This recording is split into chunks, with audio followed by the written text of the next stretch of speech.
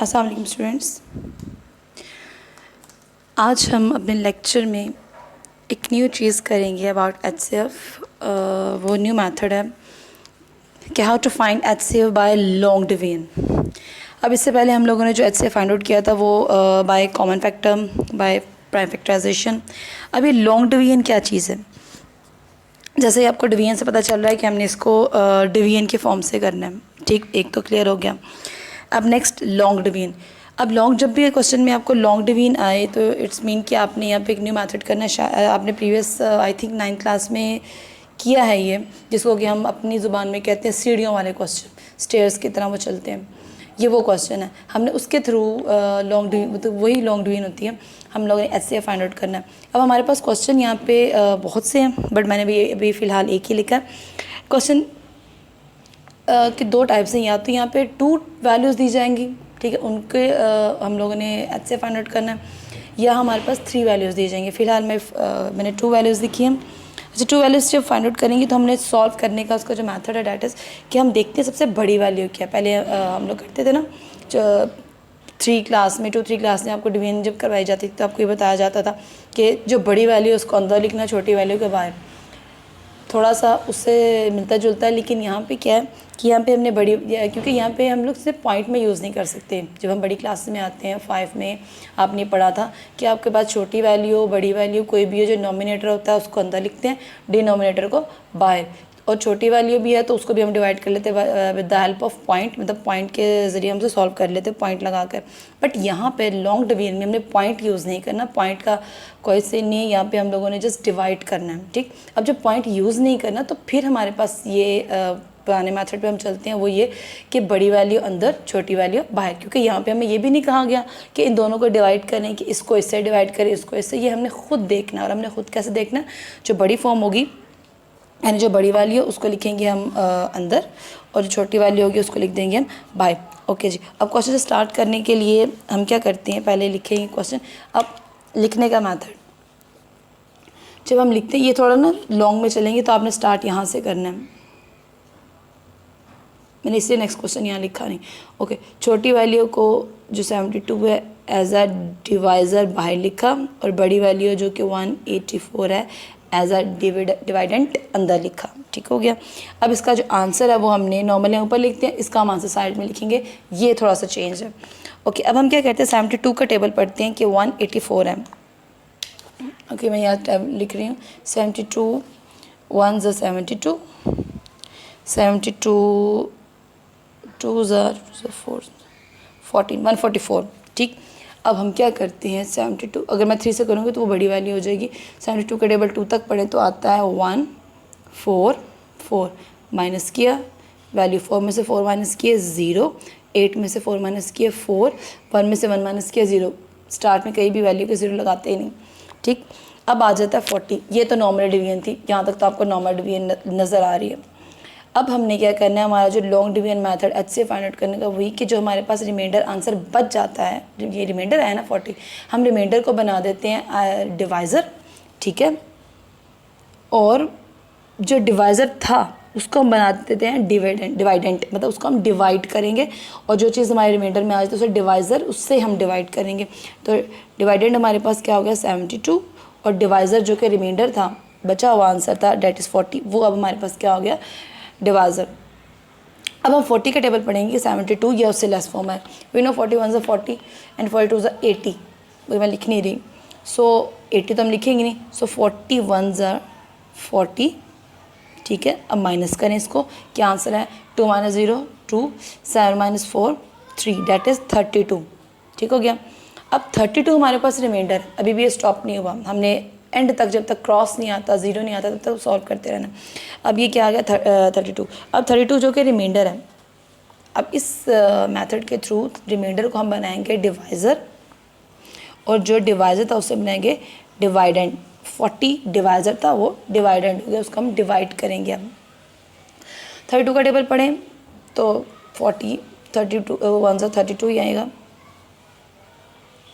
Okay, 40 में से 32 minus करें तो 8 आता है, ठीक है। अब फिर वही फॉर्म कि जो इसका रिमाइंडर है वो डिवाइज़र, और जो डिवाइज़र है वो डिवाइडेंट, अब 8 का टेबल आप पढ़ें कि 32 है, सो वी नो कि 8 4 ज़ा 32, और ये हमारा अब यहाँ क्रॉस आया, मतलब अब ये क्वेश्चन जब तक क्रॉस या एट द एंड ज़ीरो नहीं आएगा आपने क्वेश्चन को डिवाइड करते रहना।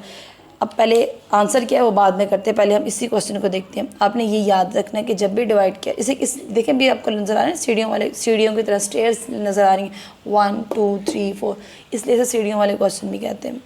आप लोगों ने क्या करना है कि जो डिवाइज़र के और डिवाइडेंड को सॉल्व करने के बाद उसका रिमाइंडर आंसर आएगा, उस आंसर को आपने डिवाइज़र बना देना, और जो डिवाइज़र था जिससे कि आपने वैल्यू को डिवाइड किया था उसको आपने डिवाइडेंड के तौर पे अंदर लिखना और फिर उसे डिवाइड करते जाना, एट द एंड करते रहना जब तक कि इसका आंसर नीचे क्रॉस या ज़ीरो नहीं है। अब आता है मेन चीज़ कि हमारा HCF क्या है, ये है ना क्वेश्चन कि अभी पूरा सॉल्व कर लिया। नॉर्मली क्वेश्चन में जो क्वाड्रेंट ऊपर आंसर आता है यहाँ पर वो इसका आंसर होता है, बट यहाँ पे जब मेथड थोड़ा सा चेंज है तो आंसर जज करने का या आंसर निकालने का भी थोड़ा मेथड थोड़ा चेंज है। तो यहाँ पे जो लास्ट डिवाइज़र होगा ना इसका, जैसे कि यहाँ पे 8 है, ये इसका HCF होगा, यानी कि हाईएस्ट कॉमन फैक्टर जो कि इन दोनों वैल्यूज़ को डिवाइड कर रहा है। इजी क्वेश्चन है, इजी तो खैर नहीं, थोड़ा सा कॉम्प्लिकेटेड है, बट है इजी। जब करना रहेंगे आपको इजी लगेगा। अच्छा, ये तो हमने क्वेश्चन किया था, ये था 2 वैल्यूज़ के लिए। अब हम जो क्वेश्चन करेंगे मैं करवाऊँगी वो होगा 3 वैल्यूज़ के लिए। अब 3 वैल्यूज़ के लिए हम क्या करते हैं, मैं पहले ये क्वेश्चन लिख रही हूँ यहाँ पर।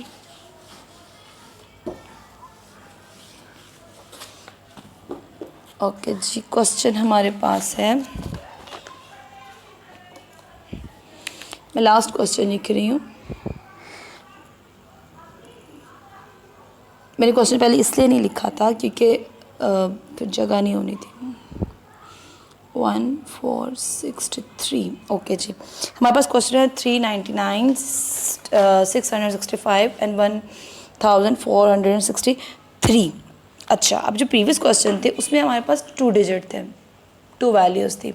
यहाँ पे हमारे पास 3 वैल्यूज़ हैं, ठीक है, हाईएस्ट 3 वैल्यूज़ ही होती हैं। अब 3 वैल्यूज़ को सॉल्व करने के लिए हम क्या करते हैं कि हम लोग देखते हैं सबसे बड़ी वैल्यू कौन सी है, ठीक है। हमने उसको अंदर लिखना, वही छोटे क्लासेस वाले कॉन्सेप्ट कि बड़ी वैल्यू के अंदर छोटी वैल्यू के बाद। अब यहाँ पे क्या है कि बड़ी वैल्यू तो ये हो गई, उसके बाद ये, उसके बाद मतलब बड़ी वैल्यू ये हो गई हमारे पास, जो कि है 1463, ठीक है, ये हमारे पास बड़ी वैल्यू होगी। अब हमारे पास डिवाइज़र, ये तो डिवाइडेंड हो गया। अब डिवाइज़र हमने किसको लेना है, हमारे पास 2 मेथड है। हमने बड़ी वैल्यू को तो एज अ डिवाइडेंड यूज़ करना है। अब जो डिवाइज़र है हमारी मर्ज़ी, हम चाहें तो इस फॉर्म को ले लें जो सेकंड फॉर्म है, या चाहें तो सबसे छोटी फॉर्म उसको ले लें। आंसर दोनों के सेम आएंगे, हम छोटी फॉर्म से करेंगे, ठीक है, वो ज़्यादा ईजी रहता है। हम क्या करते हैं, हम छोटी फॉर्म यहाँ पे क्या 399, ओके जी, हम 399 का टेबल पढ़ेंगे कि हमारे पास 1463 या उससे लेस पे कोई वैल्यू आ जाए। मैं क्या करती हूँ यहाँ पे टेबल 399 को मल्टीप्लाई करते हैं 2 से,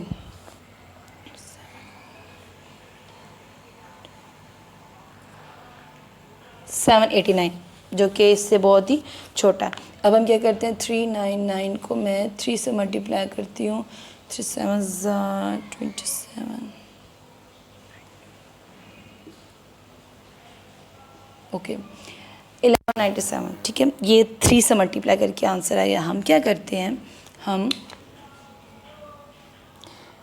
ये 3 क्वेश्चन लिखते हैं यहाँ पर, और जिसका आंसर है 1197 वो लिखा है यहाँ।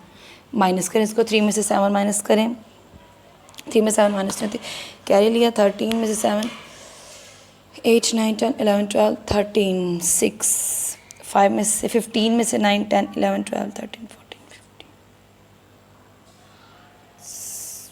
6 अगेन 6, 3 में से 1 2, 1 में से 1 कुछ भी नहीं, ओके जी। अब क्वेश्चन के अकॉर्डिंग जो हमारे पास रिमाइंडर आया वो हमारा हो गया डिवाइज़र, जो कि डिवाइज़र के तौर पे हमने यूज़ किया था जिसको, वो हमारे पास हो गया डिवाइडेंट, ठीक हो गया। अब 2 अभी तो आपको नज़र भी आ रहा है कि 266 को जब हम 2 से मल्टीप्लाई करेंगे तो वो 399 से अबव जाएगा। तो हम क्या करते हैं, 266 को 1 से मल्टीप्लाई करते हैं, 9 - 6 3, 9 - 6 3, 3 - 2 1। ओके जी, अब ये हमारे पास इसका आ गया रिमाइंडर, जो कि अब क्या बन गया, डिवाइज़र, और जो डिवाइज़र था वो बन गया डिवाइडेंड। अब इसको डिवाइड करना है। अब 133 का टेबल हम पढ़ते हैं 2 तक।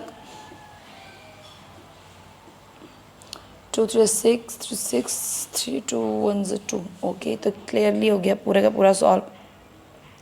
2 से डिवाइड मल्टीप्लाई करेंगे तो 2 6 6 कम्प्लीटली एंड। नॉर्मली ये क्वेश्चन हमारा ख़त्म हो गया, बट हमारा तो हमने इन दो वैल्यूज़ को सॉल्व किया, 6 6 5 को तो सॉल्व ही नहीं किया।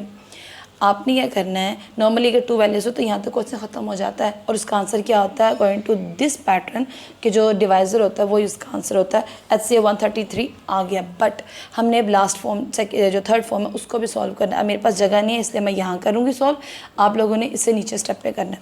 ओके, हमारे पास अब जो हमारे पास HCF का आंसर इन दो वैल्यूज़ को सॉल्व करके आएगा, हम क्या करेंगे, हम उस वैल्यू से उसको एज अ डिवाइज़र अगेन लिखेंगे, और जो वैल्यू हमने भी डिवाइड नहीं की, तो कुछ भी नहीं किया, उसको हम डिवाइडेड के तौर पे लिख के सॉल्व करेंगे। अच्छा, अब फर्स्ट फॉर्म सॉल्व करने के बाद जो सेकंड फॉर्म आती है, मतलब सेकंड फॉर्म को सॉल्व करने लगते हैं, वो most of the time direct divide होती है। बहुत कम होता है कि वो उसको आप मतलब इस फॉर्म में लेके जाए। मोस्टली वो सिंपल डिवीजन, जो सिंपल डिवीजन का फार्मूले से किए, सिंपल डिवीजन के मेथड से आप करते हैं, वैसे डिवाइड हो जाती है।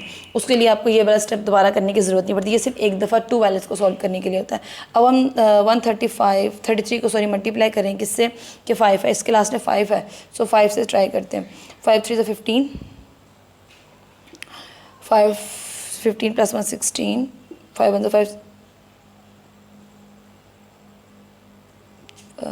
+ 1 6। ठीक हो, ये तो पूरा कम्प्लीटली सॉल्व हो गया।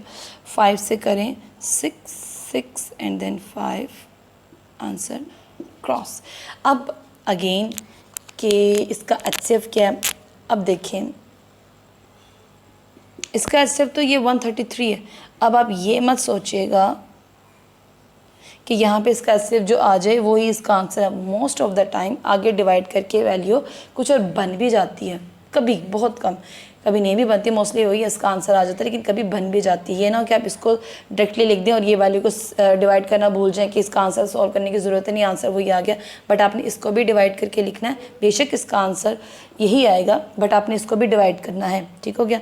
अब आपको मैंने दोनों मेथड से क्वेश्चन करवा दिया। 2 वैल्यूज़ हो तो भी आपने डायरेक्टली ऐसे सॉल्व करना है, जो उसका डिवाइज़र आएगा वो उसका आंसर होगा। नॉर्मली क्वेश्चन में हम क्या करते थे कि हम देखते थे जो क्वोशंट उसका आता था, जो ऊपर उसका आंसर जिससे मल्टीप्लाई करके आता था वो होता, लेकिन यहाँ पर जो कि डिवीजन चेंज है, हमने HCF फाइंड आउट करना, तो हम इसमें देखेंगे कि जो जहाँ पर उसका जो डिवाइज़र होगा एट द एंड वही उसका आंसर होगा, और 3 वैल्यूज़ में जो भी उसका डिवाइज़र होगा उस वैल्यू से लास्ट थर्ड वैल्यू को डिवाइड करना।